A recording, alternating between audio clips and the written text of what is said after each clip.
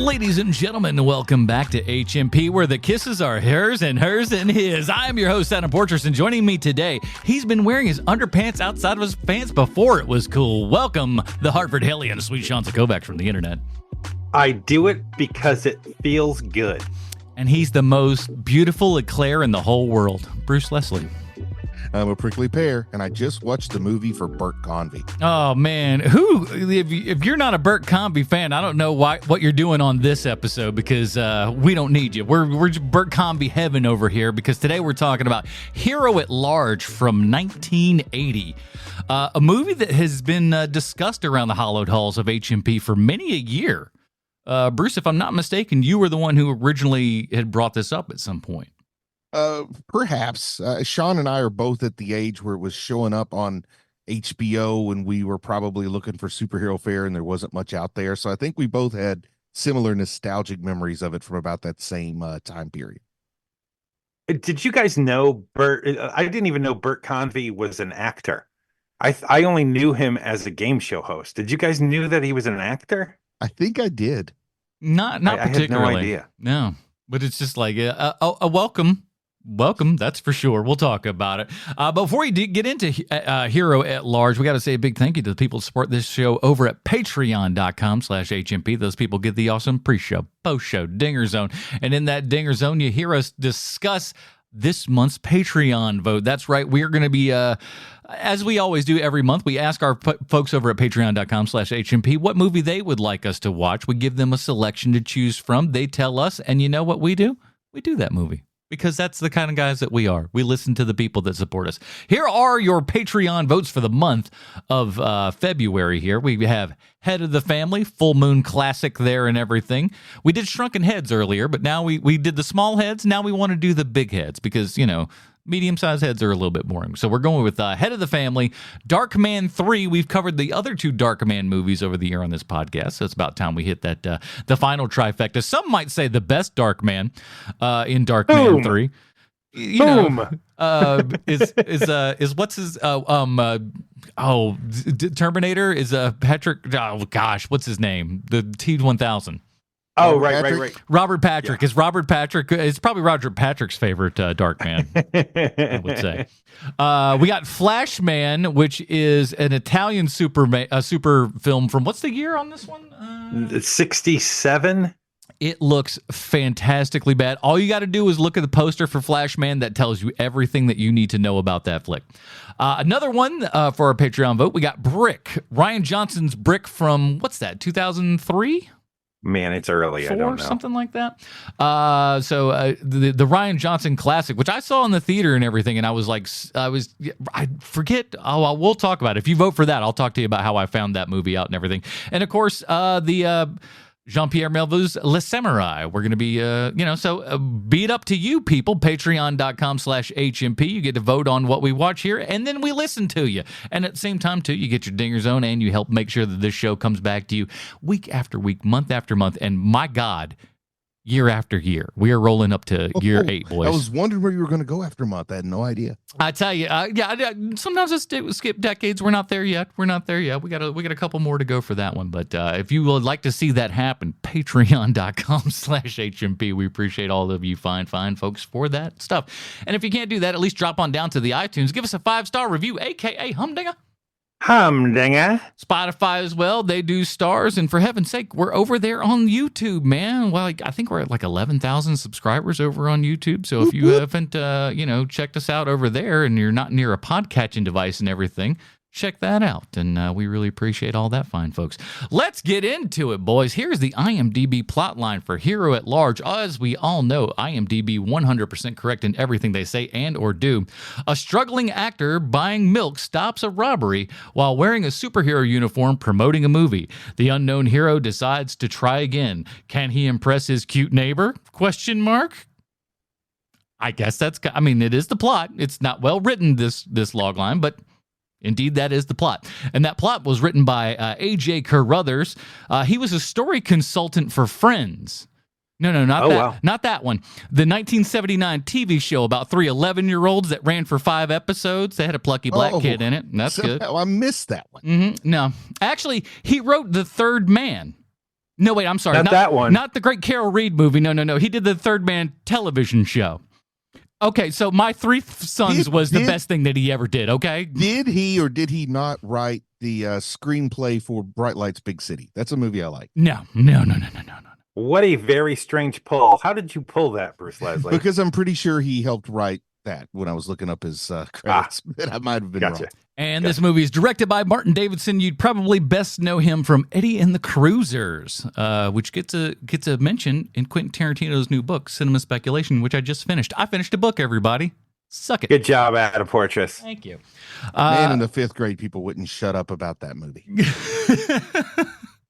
I don't know what my 5th grade movie was. All right, let's. So, like I said, you guys had both seen this movie previously, yes?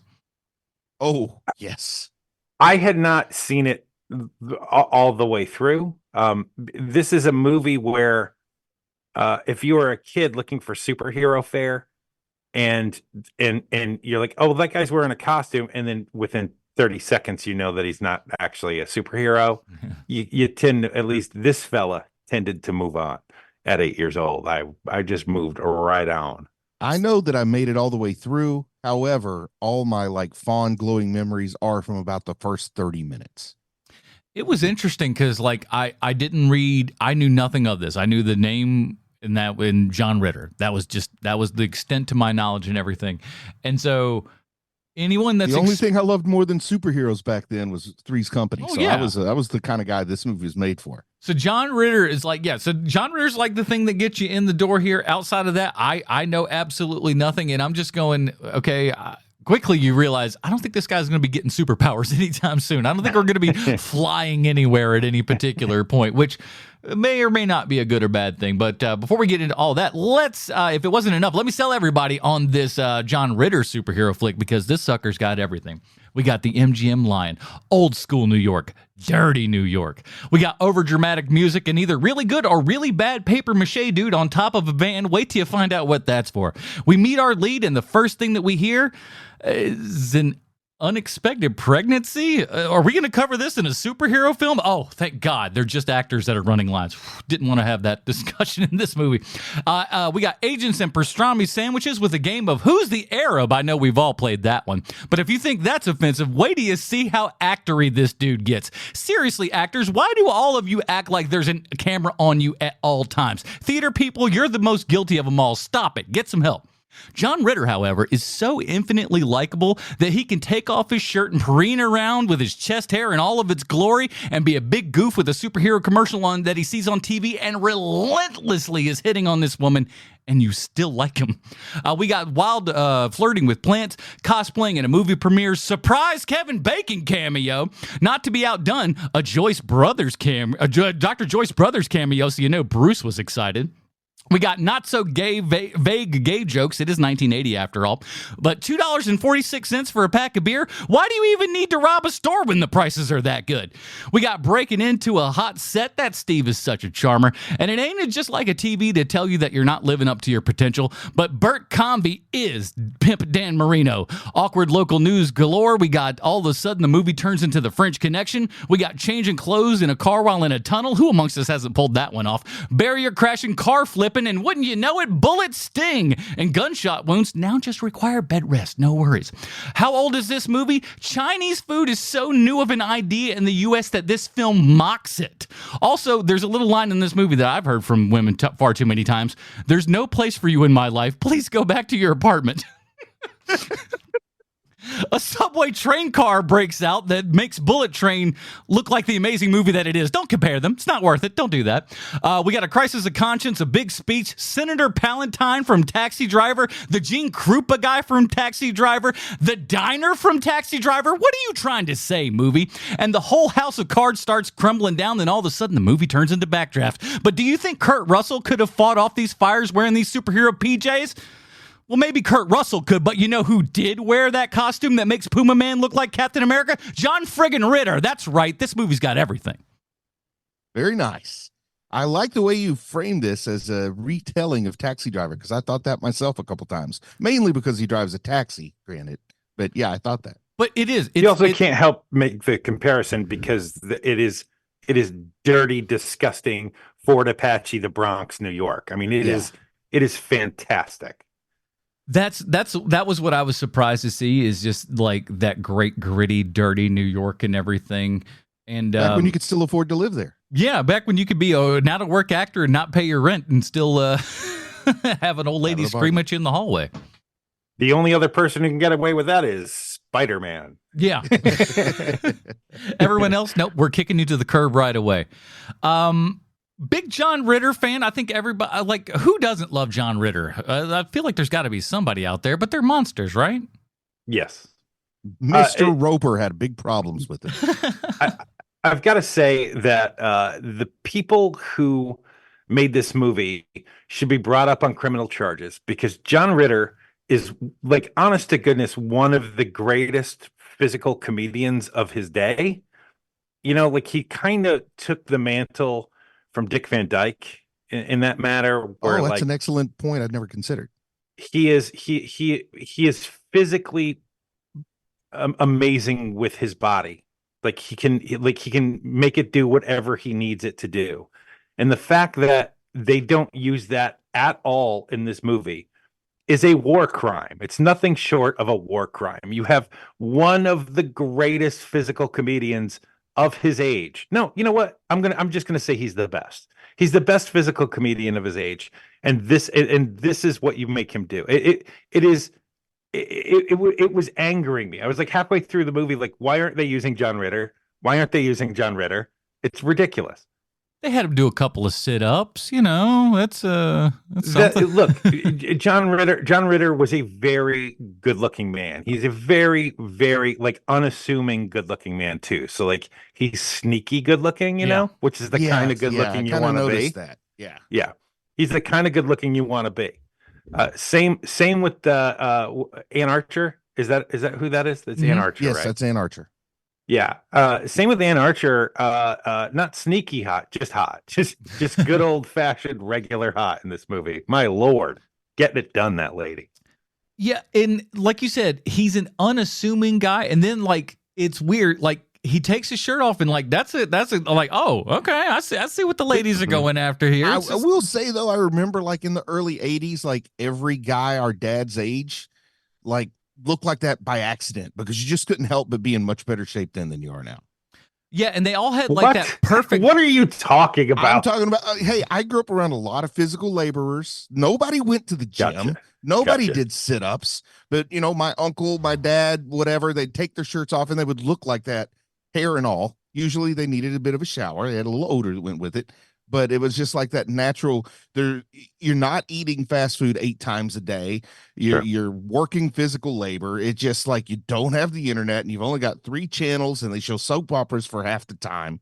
So they were just like, they didn't try, and they looked kind of like that. I had a big flashback. I'm going to the yard. I can't be here while this is on the television. There's nothing else to do. There's no internet. I'm going outside and I'm tilling the land. Like, the only guys that worked out back then were like the Muscle Beach types, you know? Oh, yeah. The rest were just kind of like that country bred mother. Just big, giant dude that looked like he could punch through a wall. But Ritter's not that way, but at least, like, he is in surprisingly good shape here. I was thinking he'd be a lot skinnier than he was, but maybe, I don't know that he buffed up for this at all, but you know, it's that era and everything, but. Yes, the answer is yes, he did. He buffed up for this role. Yeah. He buffed up for this role. Yeah. I mean, think about, like, Christopher Reeve talking about being Superman, right? Is that he was always in good shape. He like he said, he would say in interviews, I was always in good shape, but I needed to get into way better shape to play Superman. It's going to be the same thing with John Ritter. It's the same thing with guys who work at Marvel now. Like, oh, okay, so I'm doing this. Well, then I'm going to have to do that. You know? I think they've got a lot more science on their side these days than they did back then, and that shows. Oh yeah. Yeah. That's why we always say, you know, like, this actor in that movie was actually older than this actor in present day. Well, you know, he also didn't have all the horse testosterone and stuff back then. That's why the current, like, you know, 4-time Mr. Olympia is 28 years old, but looks like he's like 38 to 42. Man, you know what I just learned this week? This is insane. I learned that Wilford Brimley is 50 years old in Cocoon. Oh yeah, Yeah, it's ridiculous. That's really an eye opener. That is insane, man. That poor guy. Which means in the thing, he was he was when's the thing? 81? 80, 81, 80. something like that. Yeah. It means he He's was like early 40. 40s. Yeah. He was a very young 40 in the thing. What happened to that poor fella?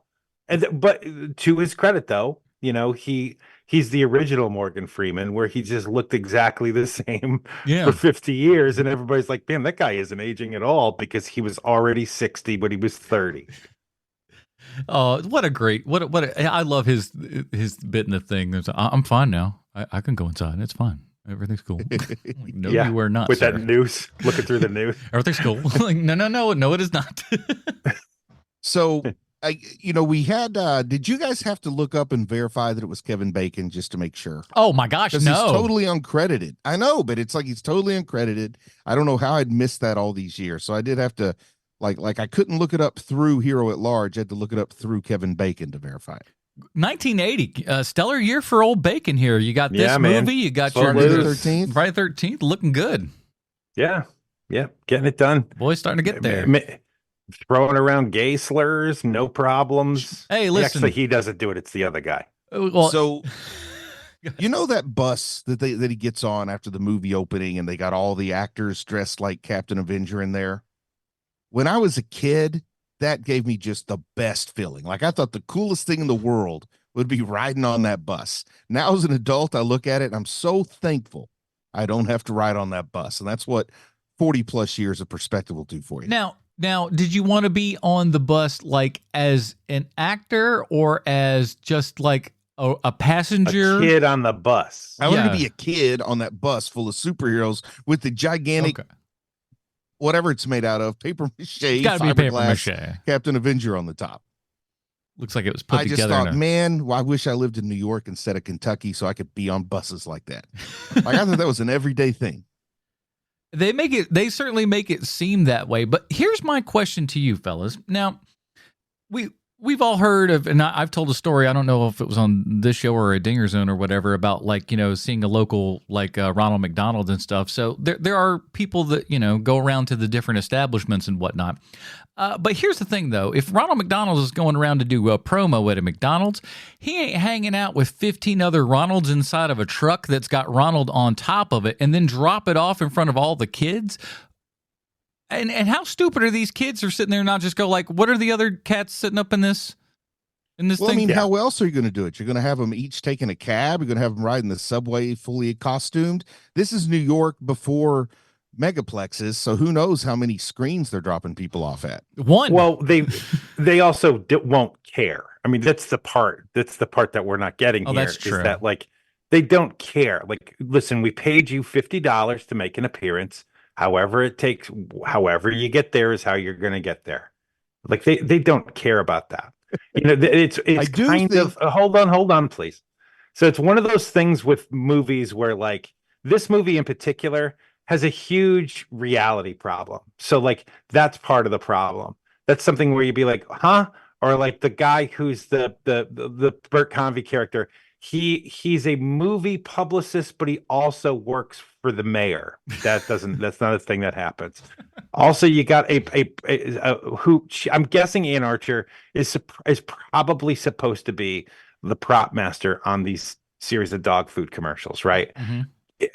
That like her not being completely looking the way she does and not being completely and utterly macked on by every single person on that set. And it's 1980. I mean, my God, she would one, hate her job because she'd be like, I can't work under these conditions anymore. She would have to quit. And two, then there's an actor across the hall who's hitting on her. She would rather murder that guy. Like, it's kind of the problem with this movie overall is like just the reality of it, even within its own rules, it doesn't really work. And that's my big issue with this movie. I will say this though, it's also part of her movements are very much. I'm I'm sorry. Go ahead. That's also part of what makes it fun, though, to me, is the kind of the ridiculousness there, because we are, I think, kind of in the era of Son of Sam, and they're talking about her taking in strays as if this isn't the first time she's taken in an injured stranger to her apartment. So Well, that also is pretty ridiculous. But they were talking about dogs, man. That was Yeah, dogs. it's like, oh, I got a stray cat from the city, and then like he makes like, oh, like, you know, we know what they're talking about, but like we try to pretend like we don't. Totally missed I totally missed that. I thought they were referring to like she takes in stray humans from time to time. No, she she's trying to play it cool or whatever, and like and at the same time too, it's like this guy, I don't care who he is, he should be a little bit wary of the things that are going on. He is this cat's clueless. Yeah. But I'm convinced though about her though. She's great. You know why? Yes. Because she's the most convincing. Because you have no idea what this woman is thinking at any point. She doesn't have clear motives. She's all over the place. She likes this guy. She hates this guy. Are there rhymes and reasons? No, there are not. She hates him in one scene. She hates him in one scene. She loves him in the other. And she's like, I hate you. You're a piece of garbage. You live out in the road. And then like 2 scenes later, she's like. Yeah. You're like, what? What happened? What transpired? What missing scene are we getting here? And it's not because she goes, oh, I saw him as the superhero, as a Captain. What's his name again? Avenger. I didn't see him as Captain Avenger, and I go, ooh, I'm hot and bothered now. It's just like, oh, he's just still him. He's still him, but somehow you like him now? None of this makes sense. He takes that Costanza method, the by minute. Oh, yeah. He is always around and not giving up. He is wearing them down like there ain't nobody's business. Now, I'll give him this, for the most part, he's not being super rude about it. He's just being very like, come on, girl. Come on, girl. Come on, girl. Get with it. And like, she's not having any of it until she does. There's I guess the straining of incredulity to me with this movie is just that they go so realistic with the superhero part of this. Like if it was a fabulous world where like crazy things are happening, I would have no problem with the rest of like that things just aren't making much sense. But because it's trying to be grounded in reality and the fact that it's really New York. I mean, when we get that scene on the subway, and that subway just looks like the most, like it must have been like, I can't believe I got to sit here during that era of New York subway. It's just like, oh, there's the good stuff right there. That's literally what hell looks like. It's amazing. And I don't know why, but I think that train was going to New Jersey. Don't ask me why. I just look at it, I'm like, that's going to Jersey. His second attempt at fighting crime, though, when he goes out in the taxi and listens to the police scanner, going all the way back to my youth, that one always just fell flat for me. Like something about that doesn't track with what he's trying to do in the rest of the movie. Like first off, he's in a taxi. Like there's no hiding your identity. Taxis have numbers and stuff on them. It's not like he's in the Batmobile or on a motorcycle that he borrowed from his neighbor or something. Like it'd be cool if he borrowed a dirt bike and that's what he used. But I really wanted to see him more like on foot, out of the shadows and stuff. The whole thing just didn't work for me. You're ramming the other car with your taxi. Aren't you going to have to answer for those scrapes and scratches with your taxi from the 60s? Yeah, like it's an old taxi too. It's not even a modern day taxi. By that viewers standard. Will be confused if we don't give them the old taxi. But I will say this: they loved shooting that chase scene. It's so clear that they were just like, maybe it was all second unit was just having a super fun time getting to do whatever they wanted to do. But the action in the chase scene and stuff, surprisingly good, surprisingly well shot, decent amount of tension, even though it's, it is what it is. I do love the, before they actually make initial contact, the fender of the car has got a little dent in it already. Love that. So it's clearly not their first take with that and everything. But they rub a little bit of metal there and everything. And it's shot far better than this movie should ever have, I think. But I was impressed by that, actually. That may be part of why it feels so out of place to me, is that the feel, even if it's better, that still feels different. Oh yeah, it doesn't belong in the movie at all, but that's also kind of why it's dope, is that it doesn't belong there. It's like, this is so stupid. Why are you, I'm like, but by a quarter of the way in, you're like, this is pretty good. And I do like when he gets shot and he just folds, like he's not trying to push on at that point. Yeah, puppet strings. He just goes down and like it is at this point where it really starts to, remind you and become apparent. Oh yeah, this guy literally has zero superpowers here, and oh yeah, bullets exist.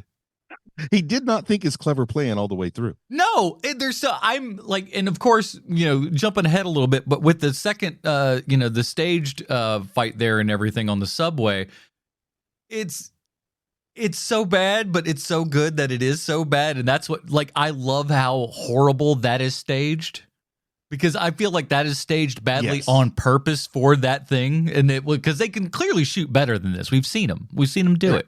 So I feel like for the purposes of fan service, it might have been nice if they'd had a few more like setups for him to smash instead of just one. Maybe do a little montage style or something. But I felt like I could have had them driving that home a little bit more, because my mind immediately goes to Rocky 3, and they have the montage of all the tomato cans that they're setting up for him to fight, and he's ducking like the real challengers. Yeah, it would have made more sense too. But they kind of had like there's not like a machine that builds big movies yet, they're still trying to figure it all out, which is kind of the fun of this movie too, is that like, oh, you imperfect weird little child, this movie, I gotta talk about my favorite thing about this movie. My favorite thing, and it's not even close, and you guys know, as I've said at the beginning of the show, I love John Ritter.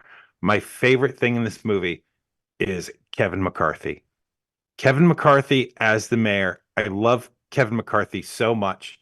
I totally forget how much I like him until he pops up in some strange movie like this. Well, just real quick though, he's not even the mayor though, because the mayor's the guy, the Palatine guy, the guy from Taxi Driver. He's like the mayor's dude. Like he's yes. Guy. Sorry. Yes, deputy mayor.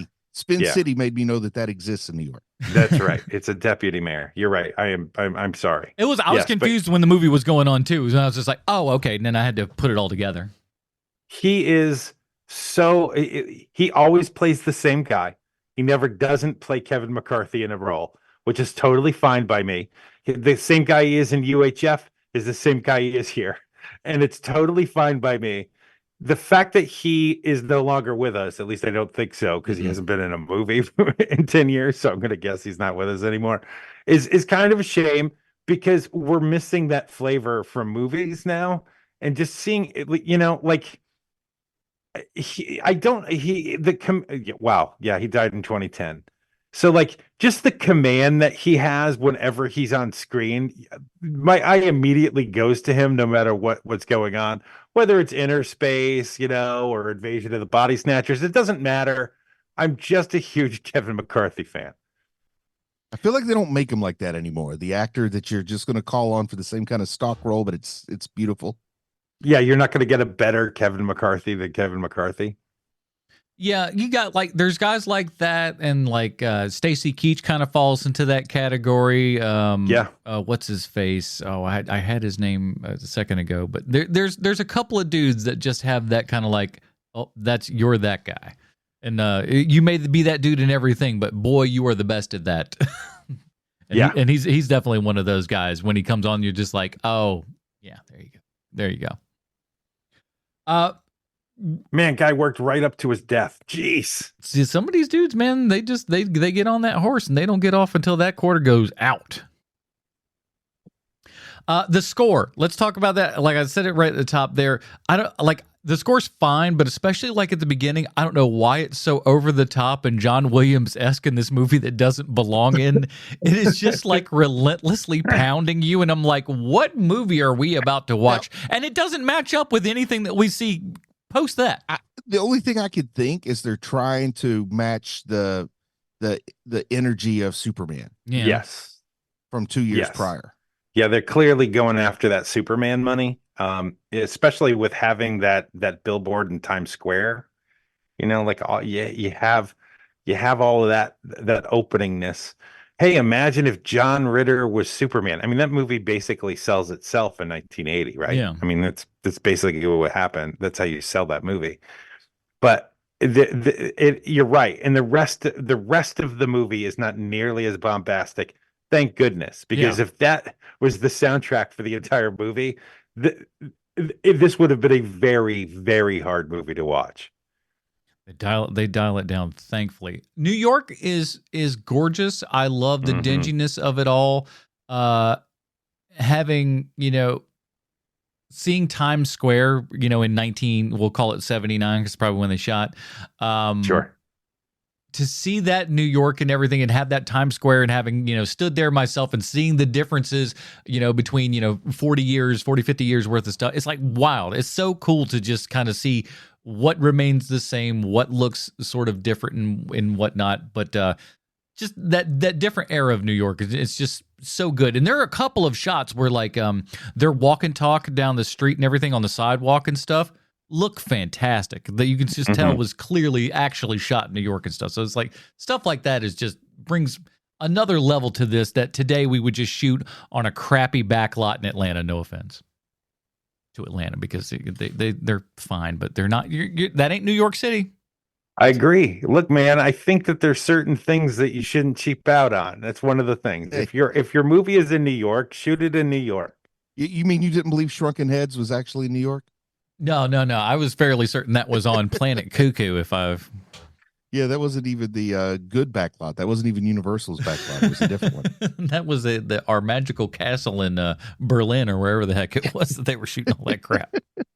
Now, do you guys have any idea like what the budget might have been on this, or any guesses? I don't know. It's not like a game where I have the answer. I'm just kind of curious, because this does feel like something from that time where it's like you don't have to make the best movie out there. You just have to make something for people who are bored on a Tuesday evening to go to. I don't know 1980s budget numbers and stuff, but if I'm to venture a guess, I'm gonna say $5 million. Yeah, probably. It ends up making almost $16 million total. I do know that part, but I don't know how much it costs to make. But if you're shooting in New York, you already got to double what you think the budget is. So it's probably $6 million altogether. And a lot of this just is probably a side effect of my age, that I'm not 66 or 70 years old, but I don't know anybody who remembered this from the theater. Everybody remembers this from HBO, so I don't know if this was one of those that really found its legs on cable, because cable was kind of a new cool thing in 1980, at least for the parts of the country I lived in. I would go so far as to say I don't think this movie ever found its legs, Bruce. I mean, you have to be a very specific age in order to know what this movie is, and you and I just happen to hit that age. But Adam, you probably had never heard of this movie, right, until we started bringing it up. No, not until you guys had mentioned it and everything. Right, Not because that's like John Ritter superhero movie. Our age, Sean. Yeah. Weird. So I think that having that HBO era of like, this is on, Charlie and the Chocolate Factory is on, and Beastmaster is on, literally just 24 hours around the clock. Those are the three movies that they're showing on HBO. When did they start pushing Highlander? Because that's how I discovered Highlander too. But that might be a few years later. It's probably the early 90s, because that movie comes out in 87, 88. Oh, I thought it was older than that. Okay. It could be, but I do remember that I was working in a video store, and the guy who worked in the video store with me told me, he's like, "Have you ever seen this movie called Highlander?" And I'd never heard of it. Yeah, it was 86, but it's one I had never heard of until the cable run. But yeah, 86. So by then I would have been more tuned into the theater runs on stuff too. So, do you guys know what HBO stands for? Hey, Beastmasters. Hey, Beastmasters on. There you go. Hey, Beastmasters on. That is the best. Did you just come up with that, Adam? No, that was actually in Don Coscarelli's book. He mentioned how it's like people had mentioned that to him over the years, and he's just like, yeah, I got a good paycheck off of all the times that thing played on HBO throughout all the years. So it's like, yeah, I dig that. Hey, Beastmasters on HBO. I'm gonna tell you what. Me and my cousin were not allowed to watch HBO after 8:00, so we had to sneak if we wanted to watch Beastmaster. I love the production on this movie. Ritter's apartment's a little bit kind of nah, but like her apartment, we'll call it, for lack of a better word, the ad executive office and stuff like that, with your just giant posters and everything. they took a lot of time in a movie that doesn't look like they should have taken a lot of time for this sort of stuff. I want to say that the set dressing in this movie is really well done because it is telling a story behind the actors, which doesn't happen very often in movies that are one, this size budget, and two, this era. So I think that having it be, because you can tell who lives in John Ritter's apartment just by looking around in his apartment, which I think is great. And I love that they're going for something completely different in Ann Archer's apartment because they want to make it look like even though they live in the same building, they basically live in different worlds. And I think that that was really the people who worked on this movie, specifically in art department, did a really great job. He comes in and like you know exactly what's kind of going on in his place, and like you said, when he goes over to hers, he's completely shocked. He's just like, "What is this? This is how people live over here. This is very nice. Your place. Do we have the same zip code? Are you sure? A completely different life." Yeah. But I would say that the way I would refer to the set dressing on this is kind of like with sporting events and officials. You don't notice them unless they mess up. The fact that I wasn't distracted at all, didn't really notice it, I think is a big positive for something like this, because how often in old movies do you watch it, like older movies, do you watch it and you're like, wow, they try a lot harder nowadays than they did back then. But I wasn't for a moment pulled out of it by anything like that. Well, you know, everybody take a drink. I'm about to mention Red Letter Media again, but Red Letter Media has the perfect line for this, which is you might not have noticed it, but your brain did. And that is literally the absolute perfect way to describe good set dressing. And that is exactly what this movie is. And it makes sense that this woman would have the lovely appointed apartment that she does, because guess what? That's what she's in. That's her business. So yeah, she would have a quite well, decorated apartment there and everything. So right. It makes sense. Also, I loved the movie set scene for the commercial and all that stuff with the dog. Yeah. I didn't like the dog though. The dog was a jerkwad. That's true. But everything was so on point. The banter with all the behind the scenes and everything. The guy they had playing the first AD was just chef's kiss. Oh my God. I was like, that dude who I was just like, I looked up because I was just like, this had to have been somebody who was just working it. Because he spat it. He spat it like nobody's business, and you can tell when somebody's faking most of the time. He was an actor. Dude was an actor. Unreal. Get out. I was like, wow, man.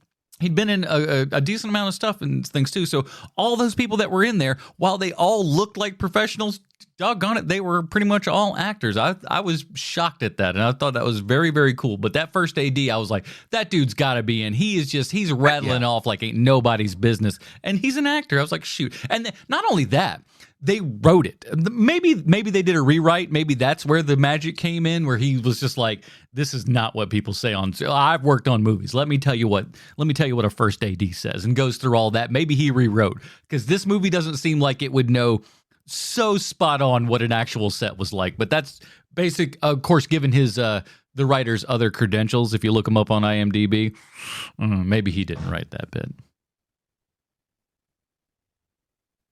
And it's like these kind of scenes, like on the commercial in the movies, those would show up from time to time in this era. And that's the kind of stuff that always made me like mesmerized or just as curious as heck about what it's really like when these things are getting filmed. So those little glimpses, like in this, which is one that probably is one of the first I ever saw, actually kind of had a pretty big impact on me, because it made me really want to be a fly on the wall for some of that stuff.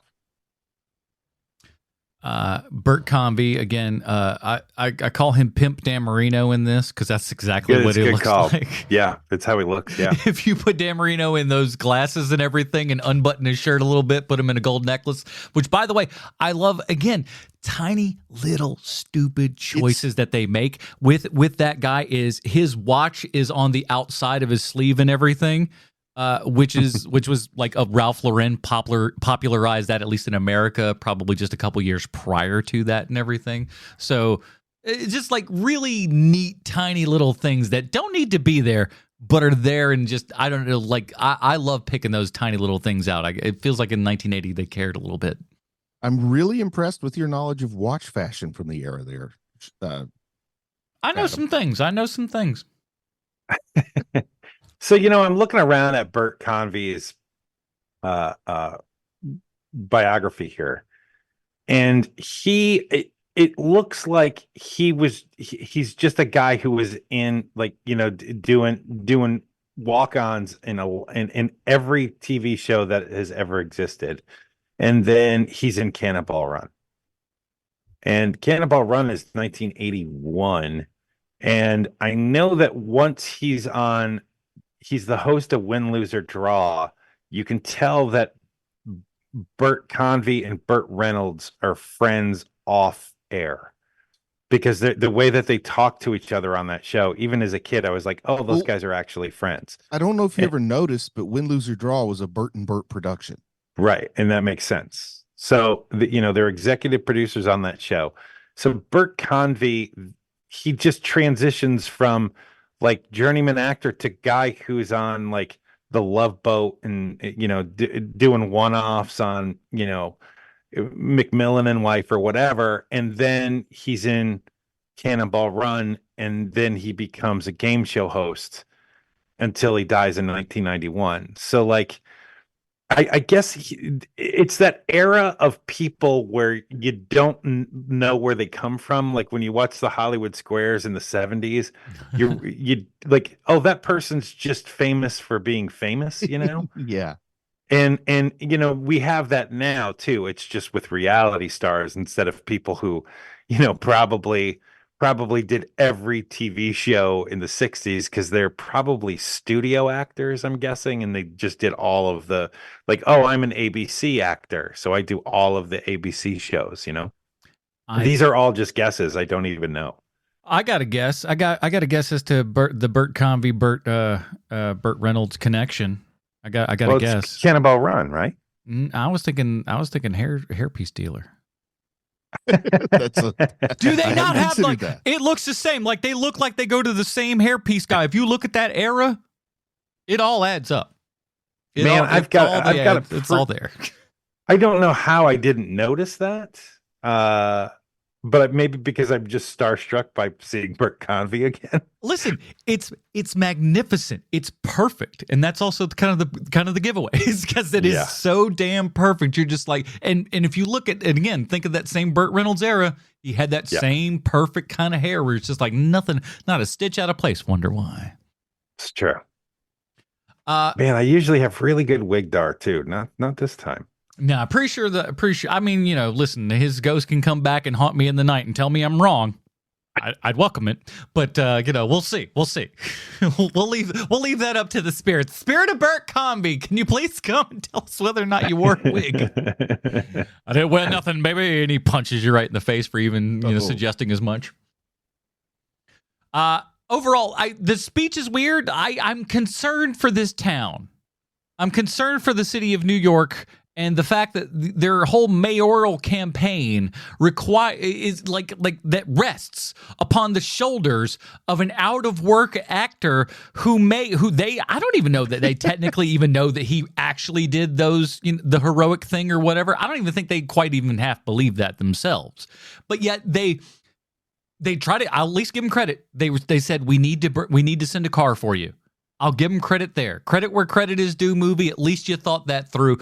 But of course, he shows up at the last second and just goes, "This isn't for me. This is for all of you." And then the great shots of every New Yorker just going, "Yeah, we believe in you, Spider-Man," or whatever your name is. Hey, he's one of us. He's just a kid. And then the weird thing is like right after the big speech and everything, they have like an impromptu press thing, but it's mixed so badly that you don't know what the hell's going on. Everybody's screaming, the crowd's too loud, and you're just like, this is not airable for television. No one's going to put this out. Did you guys ever listen at all to Howard Stern the first couple of years he went to satellite radio? No, I stopped listening to him maybe like a year or two before he made that transition. Well, there was a channel called Howard 100 News, and the lady here, the pushy reporter, she's an actual New York local news person named Penny Crone, and she wound up being one of the fixtures of those first couple of years on Howard 100 News. So that was another weird, like, proto cameo. Wow, that's strange. Crone, what a name that is! Holy moly! Hi, I'm Penny Crone. Are you a supervillain? Maybe. Well, they didn't show the other candidate for mayor because, boy, Sure. it would have been interesting if the other candidate for mayor had to get his own superhero and then him and John Ritter had to fight. Now, that would have been interesting. Like, have the other guy for mayor, like, he gets a superhero, but, like, his superhero's, like, hell-bent on disaster, and he becomes the villain, and the villain and the superhero have to fight. That's more fun than what happens in this story. It's a whole USA the guy who's in America thing. It's the guy who's running for governor and Oh Brother, Where Art Thou? Yeah, and his superhero's the little guy who's going to sweep. Yeah, I'm sweeping up crime. And then when the building catches on fire, the other guy is too cowardly to run in and save the kid, and John Ritter does. That's how the mayor wins the election, because voters are stupid. I am like, again, I don't know where this comes from, where the character, what his motivation. I mean, obviously he wants to save somebody in this case, but like overall, when you think of like the space eye view of all this, for what purpose?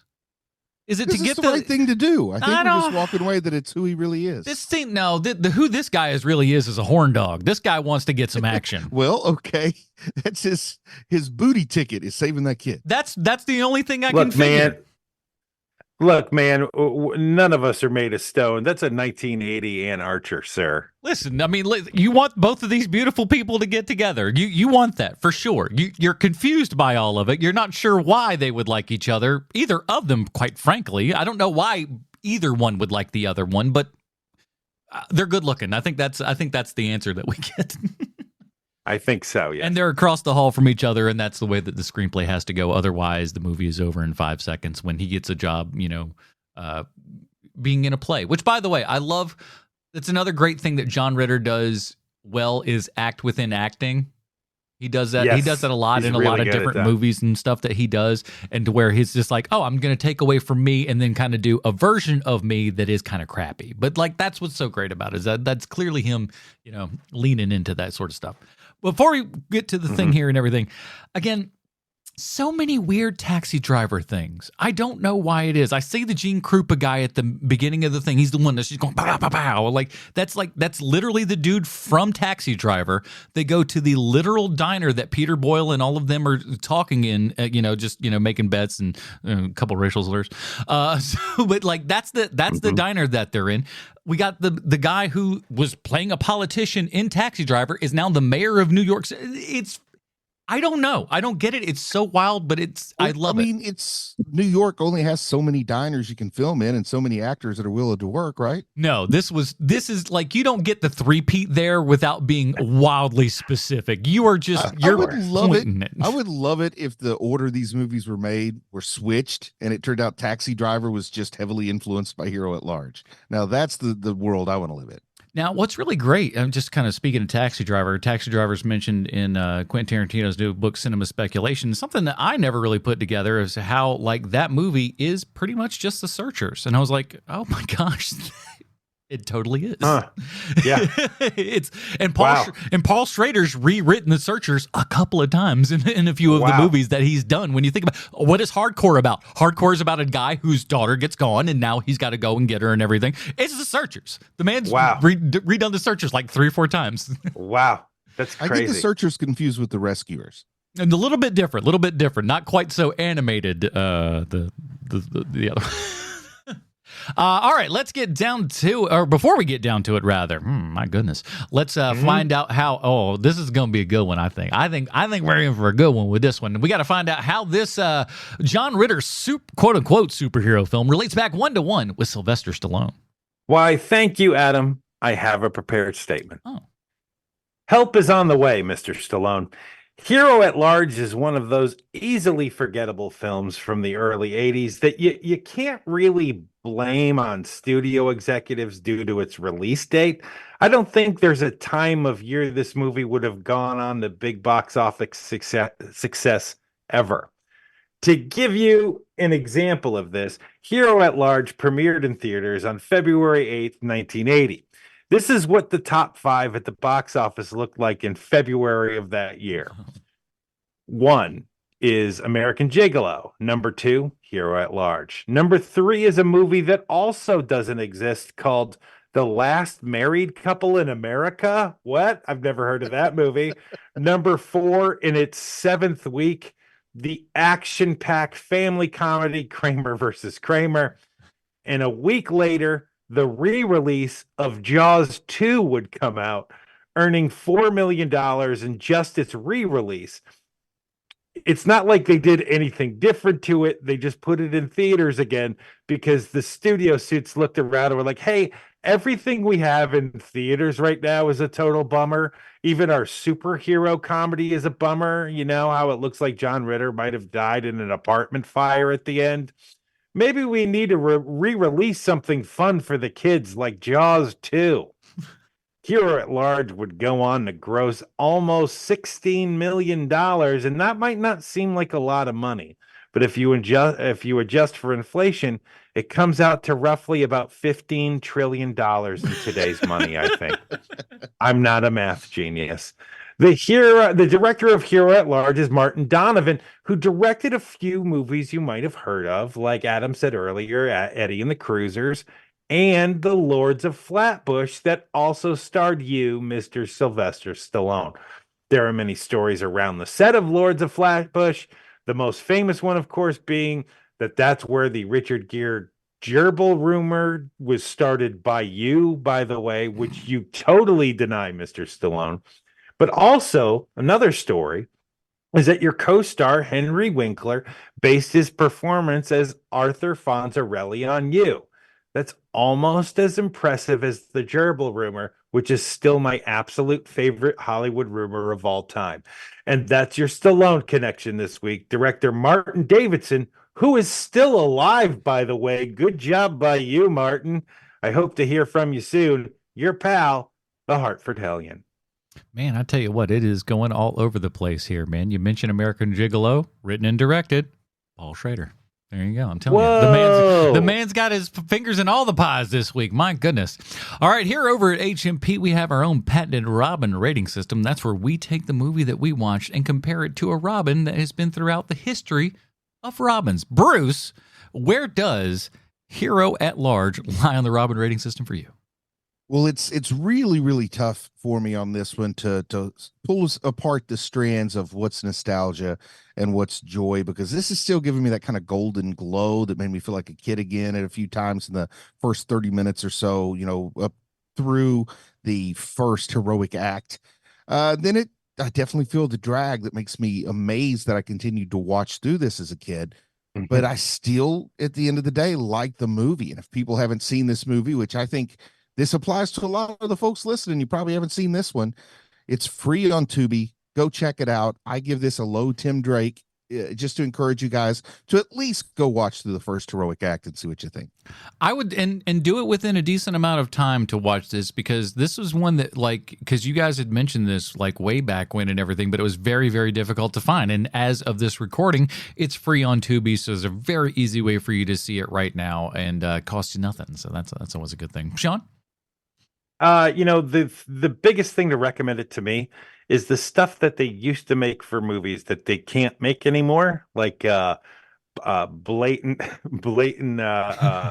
racism used as a joke. Like, think of John Ritter doing his Chinese impression because it's cute and fun around this girl he really likes. But it is insane that this isn't a movie. Like, it's just so weird, and I love watching stuff like this, or just the gay panic that's in this movie all throughout, or just the straight up homophobia that's at the beginning of this movie. It's got everything. It's got a little homophobia. It's got a little anti-Semitism. It's got just about everything in it, to be honest. It's true. And it's so jarring at times that I know this makes me a bad person.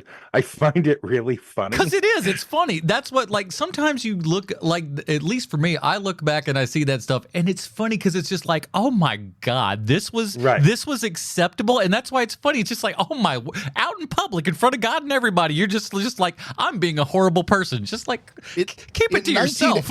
In 1980, it's funny. Then you watch something made in 2002, and then it's kind of alarming that wow, we were still doing that. Yeah, that's true. It is true. If it's in 1980, it's funny, but you're right. Or like like Bill and Ted probably shouldn't be throwing down the other F word, Yeah.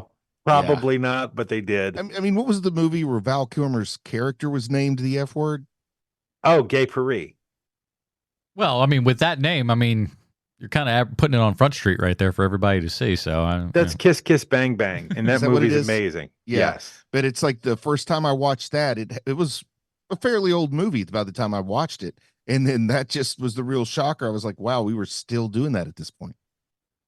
Yeah, it's pretty but so for the reason of there is so many things that was just totally fine. Because keep in mind also, this movie is PG.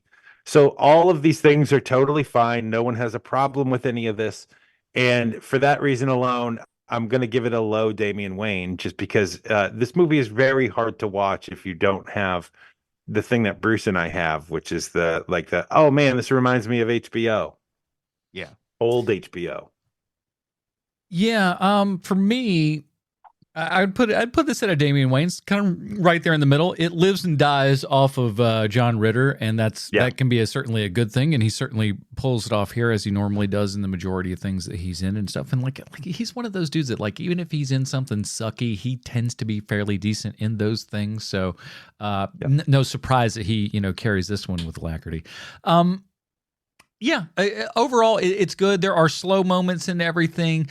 I took a lot of notes, mostly because it was interesting. That was at least to me something that was, I'm like, wow, what so many weird and interesting choices that we're making here, in 1980 before any kind of superhero boom. And like Sean said, they don't know what to do with it at this point.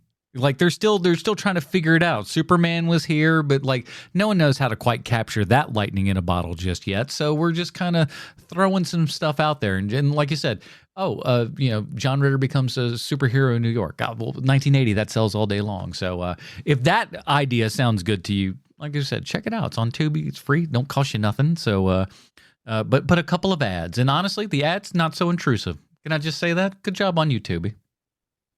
Don't dislike the Tubi. All right, that is it, everybody. Another week down and another episode under our belts here, but do you not worry. We have another episode next week, but the best part about that is, again, you folks over at patreon.com/HMP get to vote on what we watch. Again, let's go over that quick vote here. We got Head of the Family, Darkman 3, Flashman, Brick, and La Samurai. You got a lot of choices here, varying degrees of cinematude. That's a word I just made up. Sure. Sure. Got varying degrees of that, so go check that out. Vote for us, and of course, if you want to help swing that vote, patreon.com/HMP, and get yourself some more free stuff in the exact same time. Bruce, where can we find more of your work on the internet? I'm just taking it easy at the meantime. Hopefully, I'll have some stuff to talk about in the future, but just enjoy yourself. Watch whatever you want and look for some other of our fine family of products, such as... If you see somebody on a porch drinking some lemonade, might be Bruce. You never know. It might be Bruce. Sean, where might you be? We have another podcast called 30 Questions, where we ask 30 questions to the latest of something that is a nerdy property that's usually series television. And whether it's your super train, what was the name of that show? Snowpiercer, whether it's Snowpiercer or whether it's the Watchmen TV show from a few years ago, which if you haven't seen it, you absolutely should. It's one of the best series of television that's ever been made. And they did literally the impossible, which is they made something great that Alan Moore had clearly already finished. Even DC can't do that. Yeah. So check that out. And your Star Wars, your Marvel television, like we've seen it all, and we've asked 30 questions. We do all of that kind of good stuff. Just search 30 Questions wherever you find Finer Podcast. It'll be up there. Oh, and by the way, I don't know if this is out to everybody and stuff, but like really cool, neat feature, and I can't believe I'm saying this about Apple podcasts, but they have a transcript feature in there now that does live transcripts of all the podcasts and stuff that are out there. So no matter what podcast you're listening to, you can hit the little quote thing button at the bottom. It brings up an entire transcript of the thing. It's got like commas and everything. Like it's pretty darn good. I was shocked at how good it is. Yeah, it's common. And get this, dig this. It's searchable. So within that Oh, episode, very if you nice. want to go to the Stallone connection, you can go up to the top, write Stallone, and it'll boop you right over onto that. You tap it, and you're into that portion of the show. Wild. Wow. Really cool stuff. I can't believe Apple actually did something smart and intelligent when it came to that app, because they don't like that app from what I've seen. But so good on you. So check all that good stuff out. Check us out again over at our YouTube page. Links for all of this fun stuff are in the show notes, of course. And again, join us here next week for your Patreon vote for Bruce Leslie. Sweet shows that go back from the internet. I'm Adam Porter. Stay super, everybody. Well, I'm Marty and Evie.